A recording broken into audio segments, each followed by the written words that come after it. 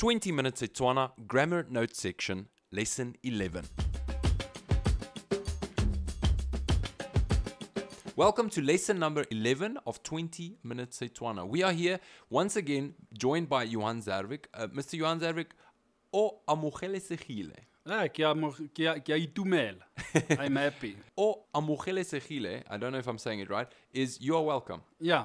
Amogela is you receive somebody with happiness. Okay, that's the verb. O amogelesegile. Okay. Yeah. Well, that sounds a bit complicated. We'll get into that in later lessons. Today we're talking about the use of ka. Now, I've noticed throughout these lessons, we've been using ka in different sentences, in different contexts, and it seems that it keeps changing meaning. So, let's give a little bit of clarity to the listeners regarding this. I'll give you an example. If I were to say, I go to work on Monday, I say, ke ya tirong ka mo supologo. Now that ka, what does that mean? Yeah, that ka is on Monday. Yes. Ke ya kwa tirong ka musupologo.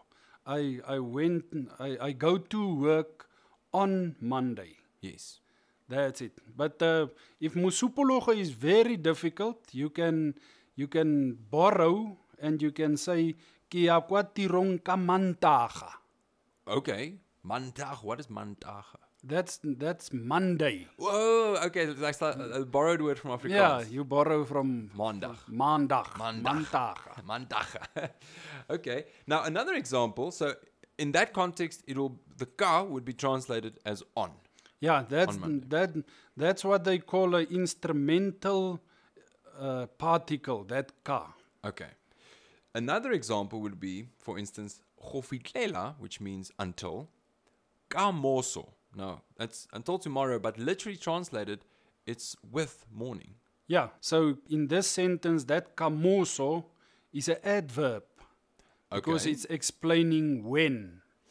Okay. So it's the forming of an adverb where you used ka in combination with a noun. Okay, so that's So kamoso. ka- With. Okay, so I will see you. Ke tla go bona. Ke tla go bona kamoso. I will see you with sunrise. I will see Okay. you tomorrow when you All right. translate it more correctly. Now, if I say I run fast, Ke taboga ka pele. Ke taboga ka I pele. run with speed. okay, so that's the same. That's the same. That's Okay. the same ka, but the different nouns you use or the different roots you use at the end, it changes the meaning. But Okay. the format is ka plus a noun or ka plus a word that explains the verb. Okay, how, when, where. That's it. How, when, or where.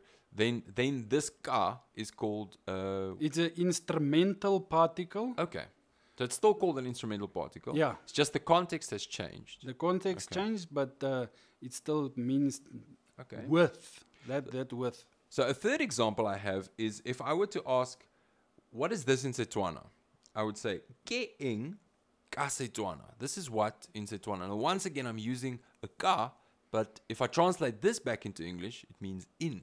Yeah, when you translate it directly, you will hear that somebody says, it is what ke eng with Setswana. Ke Okay. eng ka Setswana. Okay, so it's actually still with. It's actually still with, and it's still instrumental. So with Setswana, because if I use, if I can give an example of a small sentence, ke kwala ka pene. I write with a pen. You see, you say ke kwala ka pene.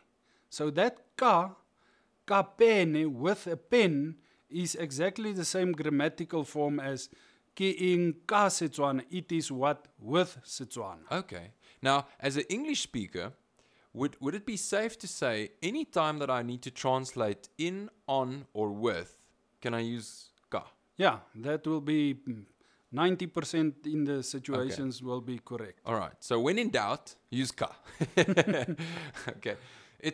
it sometimes is a little bit hard to get a grip on these words that are spelt the same and sound the same, but are translated in different situations, they can mean different things. Because that, while we are busy with the ka, there are also other kas that you will meet in the grammar. For instance, when you are saying Munna aka kwala, the man can write. That can is also ka. Yes.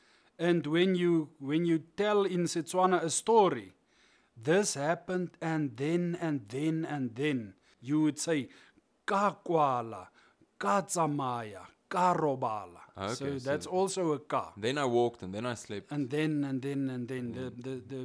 the story verb, if you can put it in brackets. Okay. All right. Well, obviously we'll have more of these examples throughout these lessons. It's just nice to see that we're getting a grip on little words that sound the same but mean different things. That's it. Awesome. Well, Mr. Zadwick, once again, thank you for having joined us. We'll see you next week on 20 Minutes Setswana. Go fitlhela nako e e tlang.